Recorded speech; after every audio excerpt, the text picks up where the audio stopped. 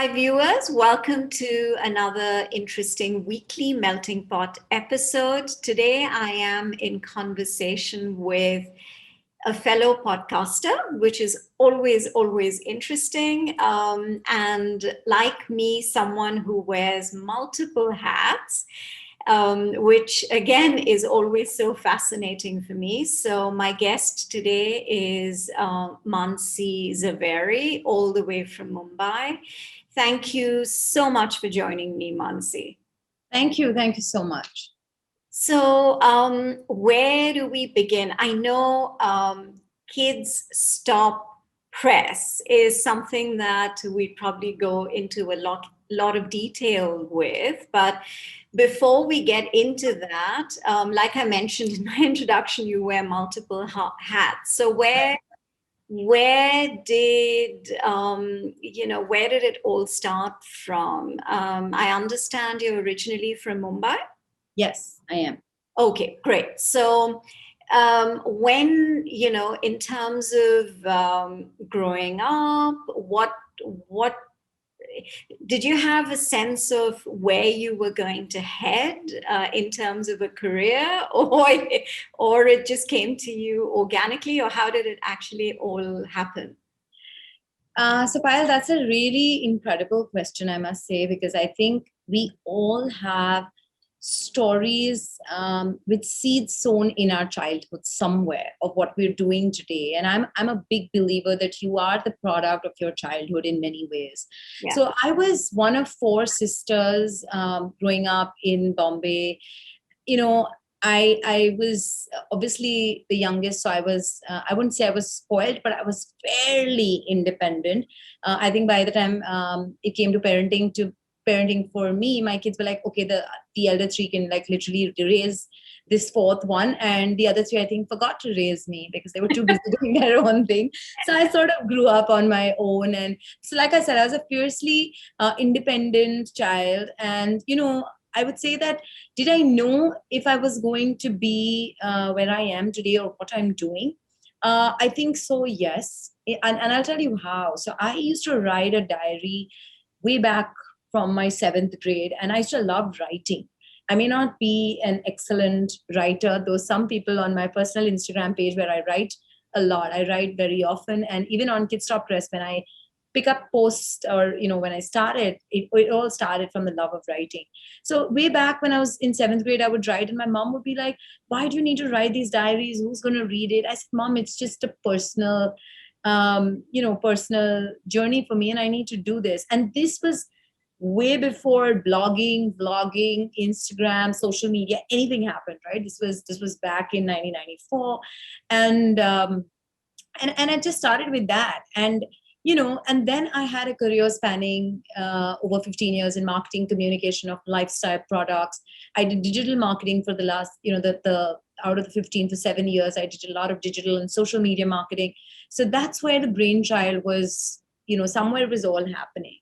In my formative corporate years, I used to love observing people, and I spent my time on Unilever businesses. So they lay a lot of emphasis on consumer behavior and understanding. And I would love just noticing and observing people.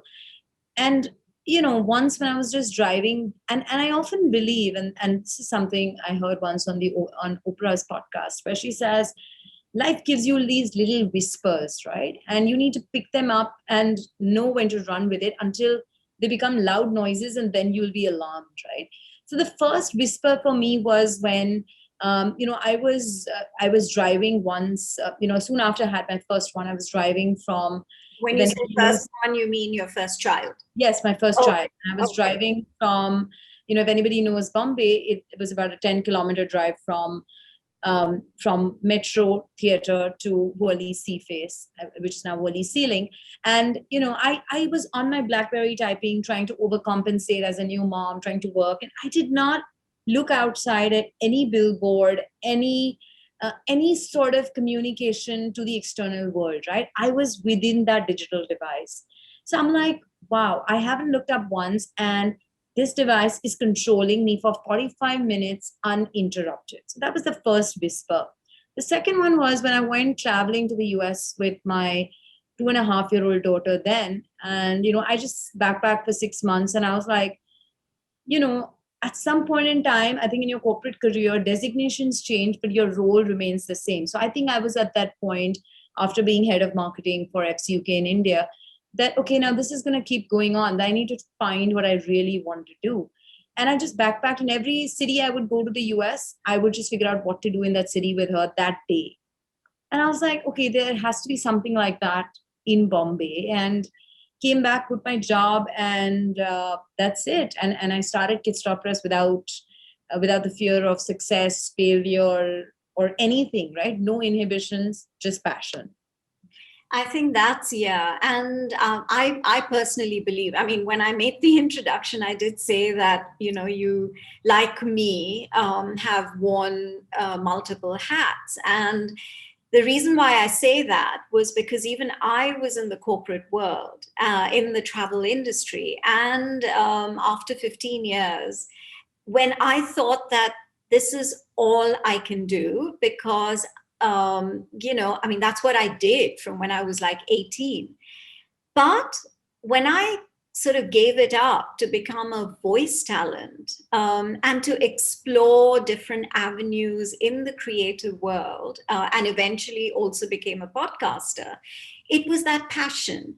Yeah. Which actually led me to where I am today. So I can completely align with that.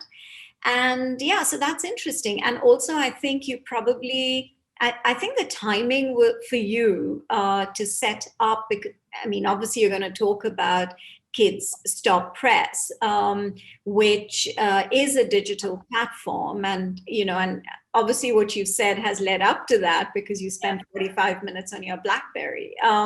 So, do you think that the timing was right? Do you think at that time India was ready for, or, it was evolving and the digital medium was sort of becoming, coming of age in India? Or Right. were you one of the pioneers? Or because I'm not sure how many years ago did this happen actually? Right. So first up, so it was 7 years ago. But to say that when you mentioned that you were in the corporate life as well for 15 years, and then you moved on to start this, I think everything that we did, Payal, and I'm sure you'll agree, those 15 years were stepping stones to what we're doing today. I mean, I owe a large part of who I am to those 15 years. If I can pick up an email on a client, or if I can have a friendly chat, or if I can just be on WhatsApp with my client, or understand the consumer sentiment, the way to communicate, so much of the work has already been done in those formative years in our corporate lives, right? That's why we are the people we are today. I feel every experience in life is a molding uh, agent in your life, right? So make the most of it, most definitely. Coming to your question on did I start early? Yes, I was one of the first ones. Like, for the first part, I think for the first 1 or 2 years, if I told people what I did, like I was blogging and I was, trying to build a brand or a digital platform for parenting, people be like, okay, that's great, but what do you do? So they actually thought this was like a side hustle, and this is most people I know, they said, oh my God, are you kidding me? You quit a job in a premium fashion brand, and your life was perfect. You were at fashion weeks, you were traveling, so many international trips, all of that, and doing so many events, and it just looked also glamorous from the outside for the world. Yeah. But I think when you know it. Yeah. Okay. And yeah, I mean, I very quickly want to, want to sort of interject there, because that's exactly what happened to me. I was with this absolutely fabulous airline doing extremely well. And when my boss heard that I wanted to quit, and she was sitting in Hong Kong, and she said, "You must be nuts," and she couldn't understand that I wanted to actually give this entire very cushioned job with it, and obviously working in an airline comes with a lot of perks, and I wanted to give all of that up to become a voice artist. So I can completely understand when people kind of looked at you and said, oh, but what is it that you do? Right? So in many ways, yes, I was the first one. I built a lot of bridges of what exists today, especially in the parenting ecosystem. There were no influencers, there was no Instagram, there was just literally like Facebook was just about coming up. And I just started with a budget of about $10,000 and a laptop. That's all I started with. And in many ways, I cultivated the digital space which did not exist. Like even the largest brands in the parenting and baby care space, which owned about 75 to 80% market share, they did not want to invest in digital. Like I had to educate them that, hey, this is what you can do. Hey, this is what digital does. Hey, this is what global does. But no, so in many ways, yes. But in hindsight, I am so happy because I know the ropes in and out. I've spent enough time, energy, effort on resources to understand how the business works. And I think digital is, it ages really well, right? So you know a lot of the stuff that is happening, right? So while there may be new trends, but you know your audience really well. So historically, I have that much more data to go back to and say, this is what my audience liked, or this is what happened in 2017, 2018. In same time in April, what was the kind of content what were the kind of numbers, what was the kind of content that was trending? What should we bring back? Right. So I think there's only merit if you start earlier. Yeah, I agree. It gives you also the time it gives you that head start, and it gives you the time to do all your analysis and whatever else it is that needs to be done. So why parenting? Is it, I mean, you could have actually looked at the digital platform you were in fashion, you were in very different areas. So why parenting? I would say that one, if you need to be on digital, you need to be authentic. I truly believe that a founder needs to go through their problem statement. For me, the problem statement was I was a full-time working mother, and I did not have a one-stop shop to understand how can I raise a child in India, and especially the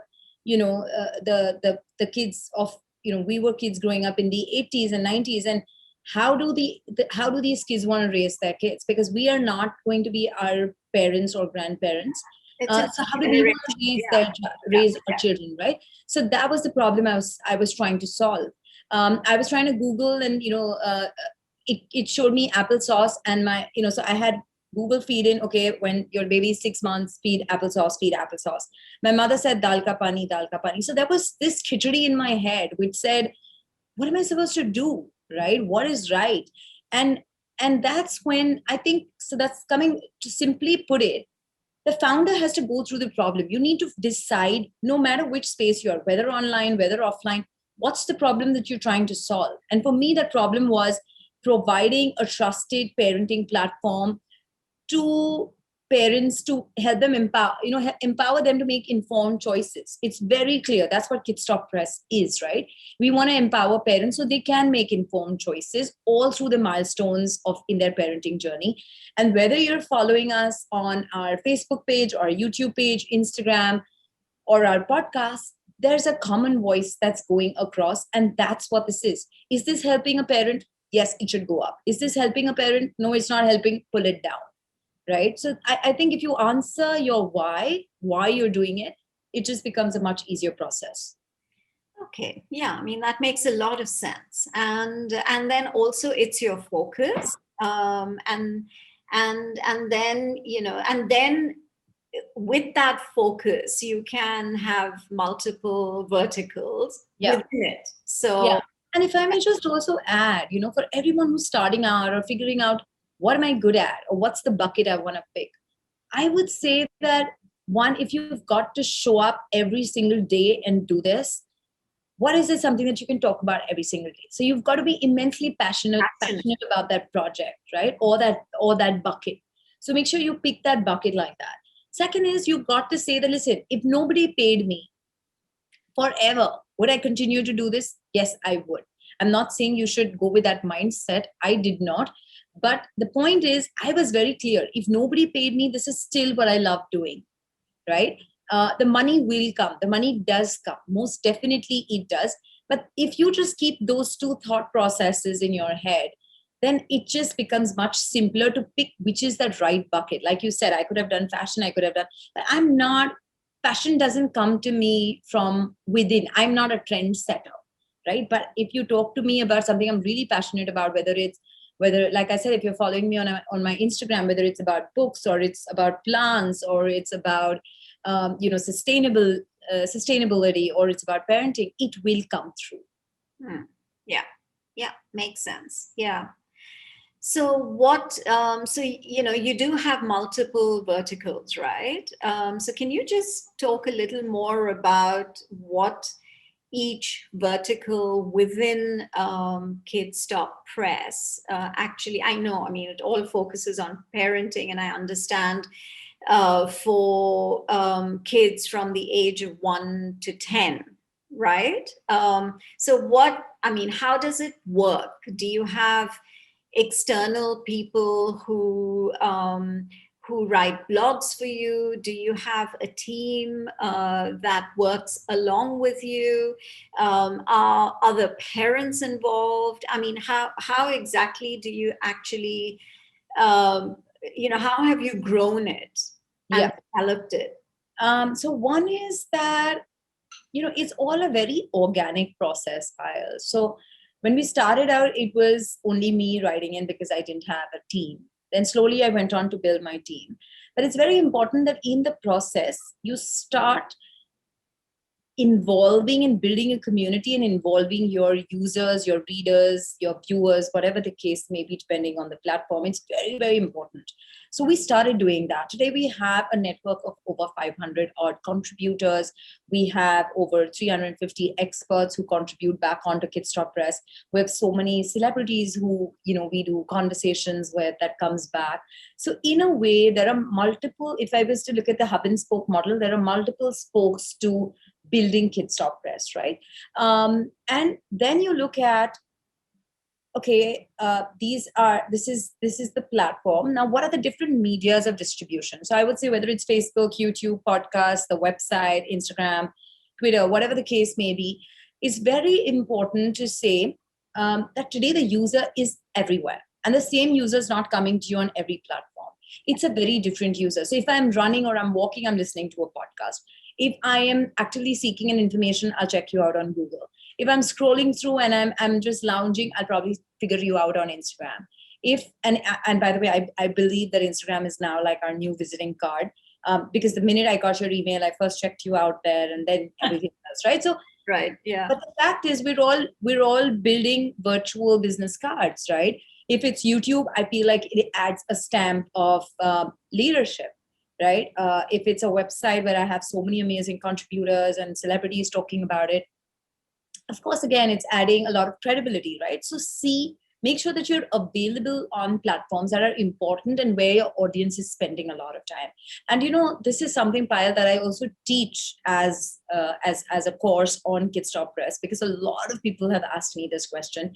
That listen, how did you build Kids Stop Press? How do I build my following? How do I go about nurturing every stream? How do I time manage it? Because each of these verticals take a lot of time, right? And a lot of nurturing. And the fact is we have only 24 hours. And how do you show up every single day on every single platform?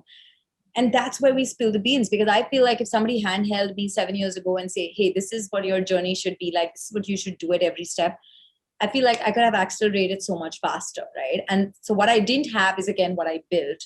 But I think, Mansi, for you, I mean, if that had happened, someone sort of handheld you, and then it would have been so much easier.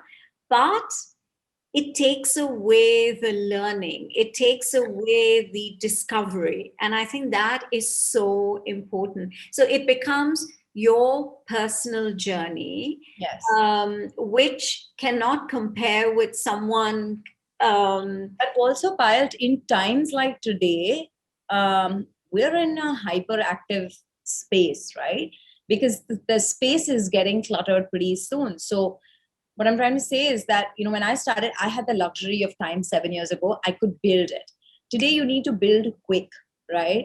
So I feel therefore, and of course, you build quick, build authentically. I'm not saying you do anything unauthentically, but my point is that if somebody, I had to figure out. I spent a lot of time figuring things out. Of course, the discovery has its own joy, but even if somebody told me those tools or those 5 things to start with or 5 apps on Instagram, I really wish I saved that time on searching in Google search, and somebody actually taught me how the algorithm works or how could I actually beat it. And that's what I really wish for, and that's what we created in the course in many ways, and people can access that on kidstoppress.com.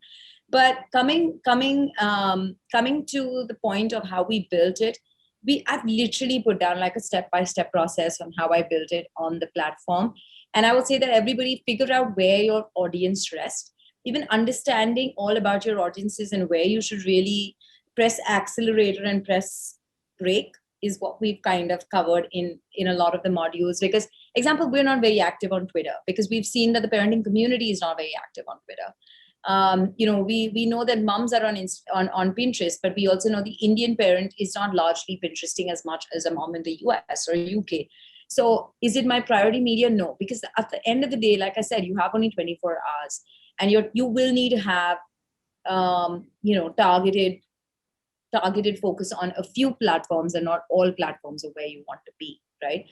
So I would say that it's very, very important to have that laser sharp focus in what you're building, where you're building it, and how do you want to go about building it. Yeah, that makes a lot of sense. Yeah. So you were mentioning that you're actually teaching as well. Yes. So you've put together. So when you say teaching, it's teaching what? Parenting or teaching? No, we're not teaching parenting. We're teaching how. It's called the Mom Boss course. So it is essentially a digital and social media marketing course where we teach you everything, right from identifying your niche to identifying your pricing, Instagram growth hacks, YouTube growth hacks, Twitter growth hacks. How do you do goal setting? How do you show up authentically every single day? Storytelling through different social mediums, or it could be even on on how to write copy or a whole photography toolkit that we've kind of created. Every single piece that you would need to build into your business and show up with a good social visiting card is what we put back into the course. Okay. So in terms of parenting, do you find that you have more moms or do you have more dads connecting with you? So in fact, I'll say that in fact, we're the only platform which has about 80% moms and 20% dads coming on.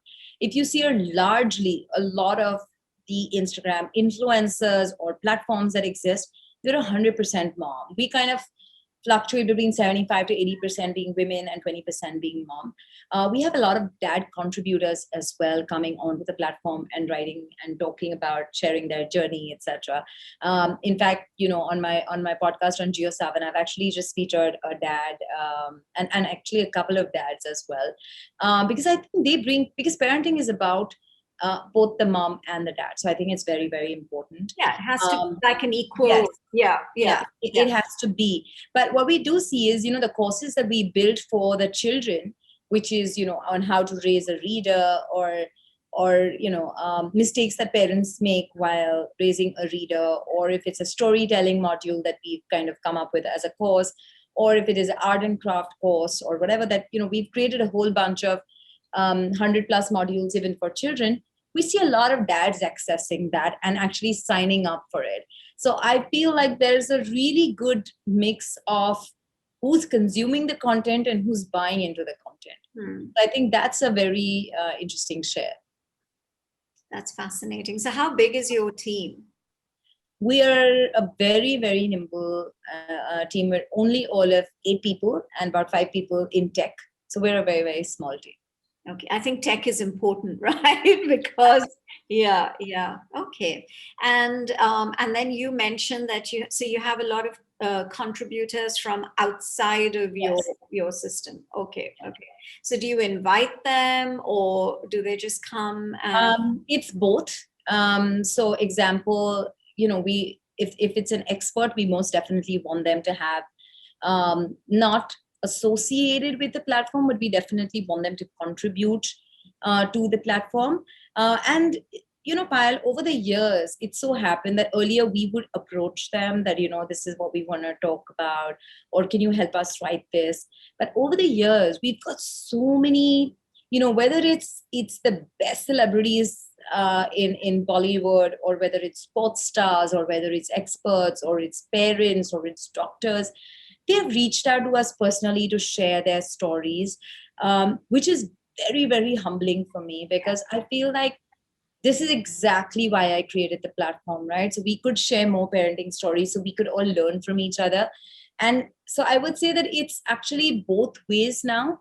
First, we would reach out, but today they see Kidstop Press as an authentic, trusted platform to share their story. So whether it was Karina Kapoor talking about why the importance of vaccination for children, or it was Samira Reddy talking about showing up imperfectly perfect and about postpartum depression, or if it was about Sonali Bainsray talking about how to communicate effectively with your children even when you're fighting a life threatening disease like cancer, or if it's Karan Johar who launched his book, or if it's Andre Agassi talking about his childhood and how to build relationships with your children.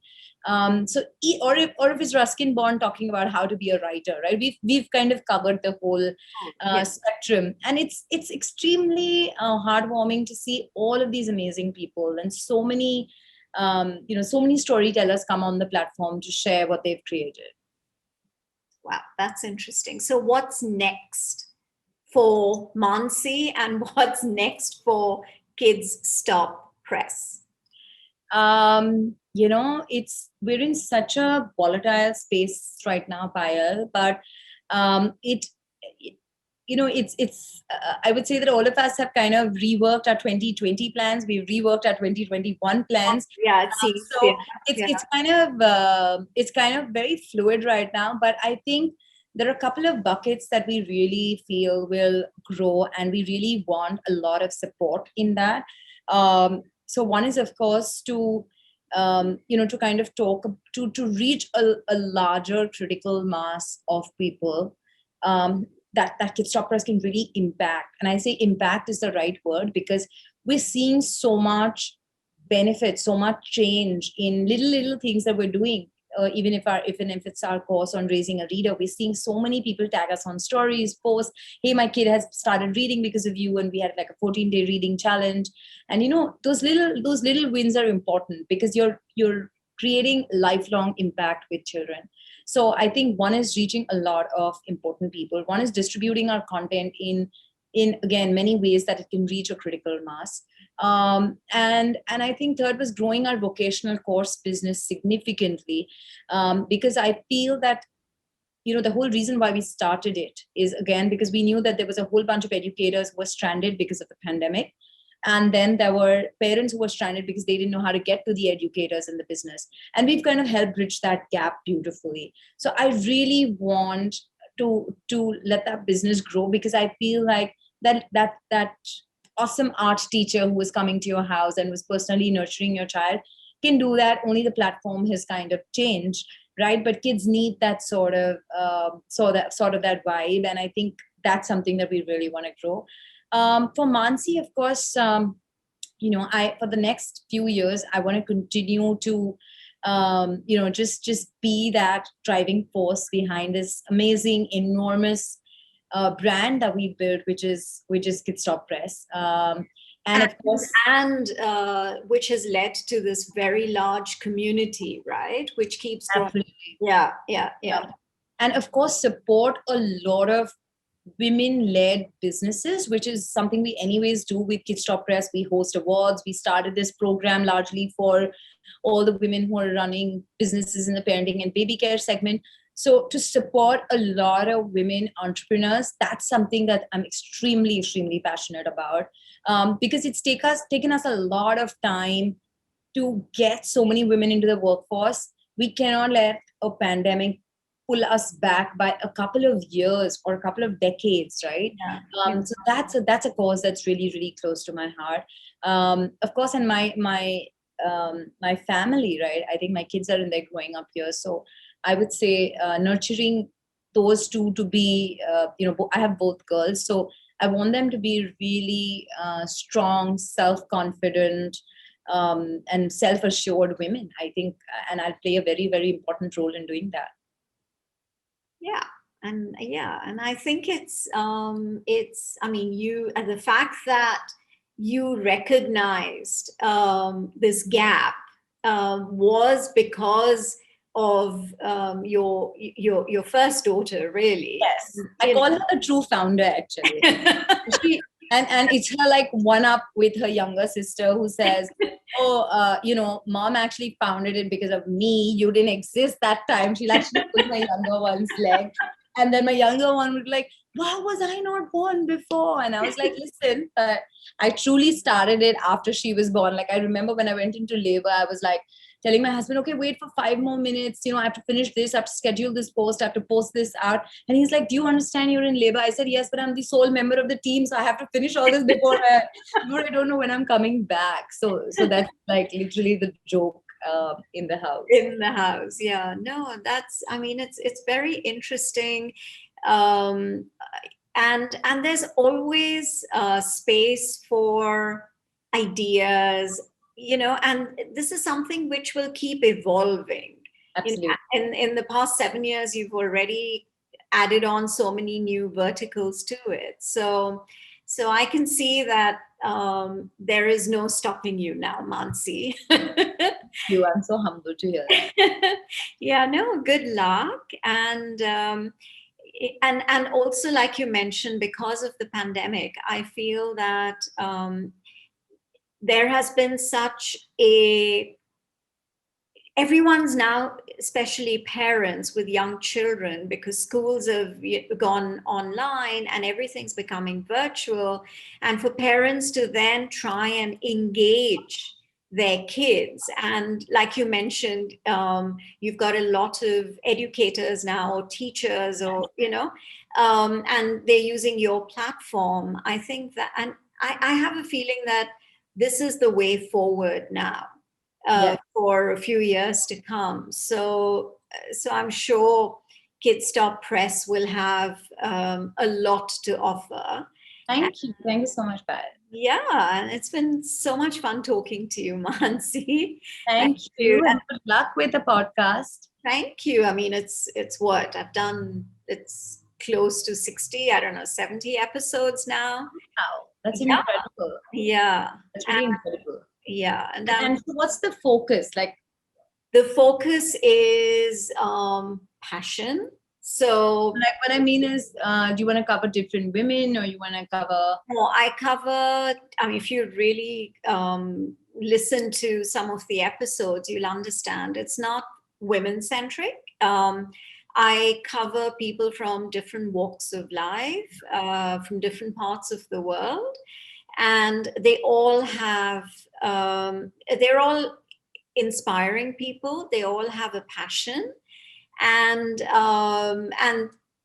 most of them have done something else in their lives and then kind of followed their passion, which Right. I feel, and my target audience now, it's on YouTube as well, but earlier it was only on the various, it was audio on the various platforms. A lot of feedback I get is, so there are two segments. One is the segment where people have already gone into the corporate world and have careers and things like that, and they've gotten to a stage in their lives where they're tired of it, and they have a passion which they haven't really addressed in the past. And listening to all these inspiring stories, a lot of them have come back to me and said that we actually had the courage to move away and try something different. And then I have another demographic of people who are starting out, who are young, and who may be pressured into getting into the corporate world, but they have a passion for music or for whatever it may be, And listening to these conversations, they've started to get into it without hesitation, And I think people have started to explore you left your corporate job, I left my corporate job. And I feel that today, there is no dearth of creativity, and I think people who want to follow their dreams can. It's possible to do that.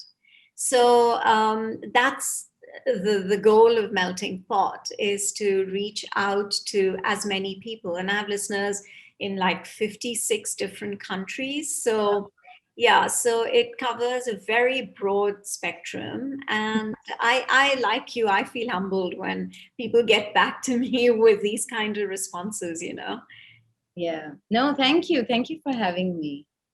I've really enjoyed it. Good luck, and I'll speak to you again soon. Sure. Thank you. Thanks so much. Thank you.